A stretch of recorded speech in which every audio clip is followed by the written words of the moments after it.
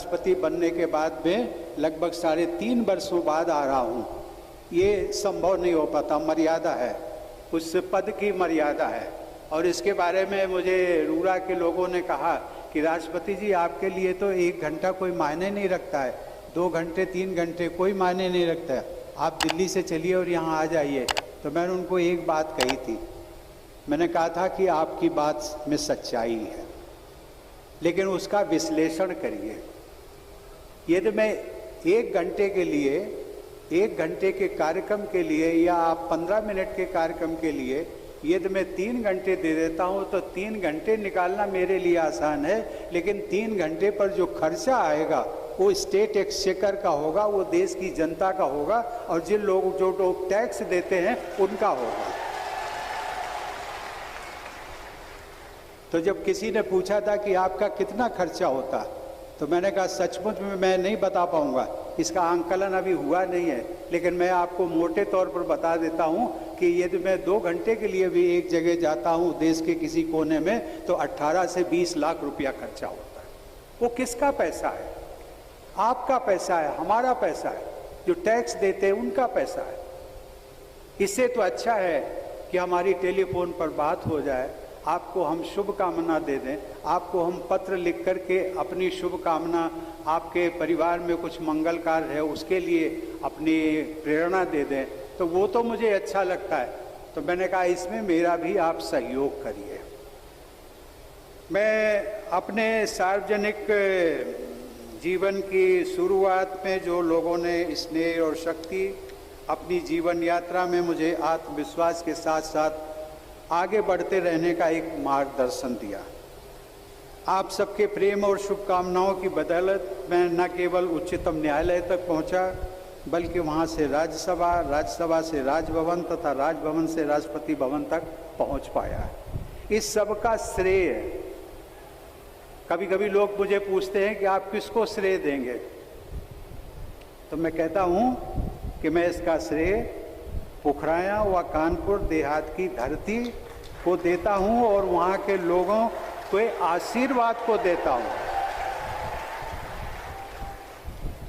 देश के सर्वोच्च पद की जिम्मेदारी को निभाने का अवसर मिलना मेरी कल्पना से परे था, कभी सोचा भी नहीं था।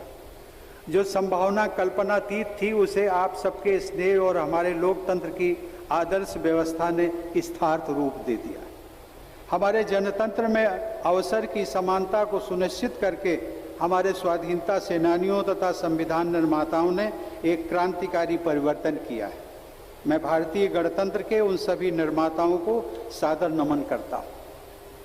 बहनों और भाइयों, आज मुझे अपने कुछ प्रियजनों, मित्रों और विशिष्ट जनों का स्मरण होता है जो अब हमारे बीच में नहीं है। ऐसी दिवंगत विभूतियों में सत्यनारायण सचान, राजा राम तिवारी, उदय नारायण अग्रवाल, डॉक्टर बिशंबर सचान, डॉक्टर धर्मनारायण अग्रवाल, केदार द्विवेदी, सीताराम गोयल, अरविंद सचान और कमल रानी वरुण शामिल हैं, जिनकी पूर्ण स्मृतियां मेरे हृदय में आज भी बनी हुई हैं। मुझे प्रसन्नता है कि इस क्षेत्र के लोग आज भी निरंतर मेरे संपर्क में रहते हैं। सतीश मिश्रा, डॉक्टर जय गोयल, बंसलाल कटियार, मोहम्मद शेख जैसे बहुत से शुभचिंतक मेरे साथ जुड़े रहते हैं। इनके माध्यम से मुझे इस क्षेत्र तथा यहाँ के लोगों के बारे में लगातार जानकारियाँ मिलती रहती हैं। सन 2016 में डॉक्टर अवध दुबे ने इस क्षेत्र में एक आधुनिक नेत्र चिकित्सालय के उद्घाटन के अवसर पर मुझे आमंत्रित किया था। उस समय मैं बिहार का राज्यपाल था। उस कल्याणकारी पहल से जुड़े समारोह में शामिल होकर मुझे बहुत संतोष का अनुभव हुआ था। आज मुझे ये जानकर प्रसन्नता हुई कि उस नेत्र चिकित्सालय द्वारा इस क्षेत्र के लोगों की सराहनीय सेवा की जा रही है।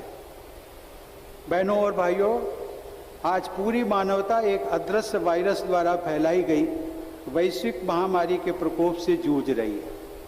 कई पीढ़ियों बाद आई ऐसी आकस्मिक आपदा ने सभी देशों को झकझोर कर रख दिया। बहुत बड़ी संख्या में लोगों ने अपने परिवारजन, प्रियजन और मित्रों को खोया है। केंद्र सरकार और राज्य सरकारें तथा कोरोना योद्धा इस महामारी का सामना करने के हर संभव प्रयास करते रहे और इन प्रयासों के बल पर स्थितियों में बहुत सुधार भी हुआ। परंतु इस महामारी से मुक्ति प्राप्त करने के लिए सबसे अधिक आवश्यकता है सावधानी बरतना और सुझावों को अमल में लाना। ये सावधानी ही सबसे प्रभावी कवच सिद्ध हो सकती है। उत्तर प्रदेश में सबसे बड़ी आबादी वाला देश में सबसे बड़ी आबादी वाला राज्य है। राज्य के अधिकांश क्षेत्रों में बहुत घनी आबादी बसती है, इसलिए महामारी की समस्या से उत्पन्न चुनौतियां उत्तर प्रदेश में और भी व्यापक और विशाल स्वरूप ले सकती हैं। परंतु राज्य सरकार द्वारा किए गए समग्र प्रयासों के कारण इस महामारी पर अंकुश लगाना संभव हुआ है। साथ ही जरूरतमंदों की सहायता के लिए केंद्र सरकार द्वारा उपलब्ध कराई गई सुविधाएं लोगों तक प्रभावी ढंग से पहुंचाई जा रही हैं। इन सभी प्रयासों के लिए राज्यपाल श्रीमती आनंदीबेन पटेल और मुख्यमंत्री श्री योगी आदित्यनाथ जी की मैं प्रशंसा करता हूँ। हाल ही में 21 जून को हम सब ने अंतर्राष्ट्रीय योग दिवस मनाया। मैं इस योग दिवस का जिक्र जानबूझकर कर रहा हूँ।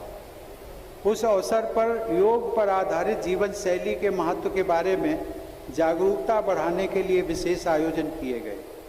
प्रधानमंत्री श्री नरेंद्र मोदी ने योग से सहयोग तक का संदेश जन जन तक प्रेषित किया। हम सभी को योग के बहुत कुछ आसन प्राणायाम अपने जीवन के अनिवार्य अंग बनाने चाहिए और मिलजुल कर समाज में इसका प्रचार प्रसार करना चाहिए। इससे न केवल हम इस महामारी की आपदा का सामना कर सकेंगे, बल्कि एक स्वस्थ समाज एवं राष्ट्र का निर्माण करने में भी सफल होंगे, क्योंकि हमारा इम्यूनिटी सिस्टम बढ़ेगा। इस महामारी पर नियंत्रण पाने के लिए टीकाकरण के अभियान आयोजित किए जा रहे हैं। टीकाकरण के विस्तार और रफ्तार में निरंतर वृद्धि हो रही है। इस प्रयास में आप सब भी अपनी उपयोगी भूमिका निभा सकते हैं। आप सबकी जिम्मेदारी है कि न केवल आप स्वयं जल्दी से जल्दी टीका लगवाएं, बल्कि दूसरों को भी प्रेरित करें और उनका टीकाकरण सुनिश्चित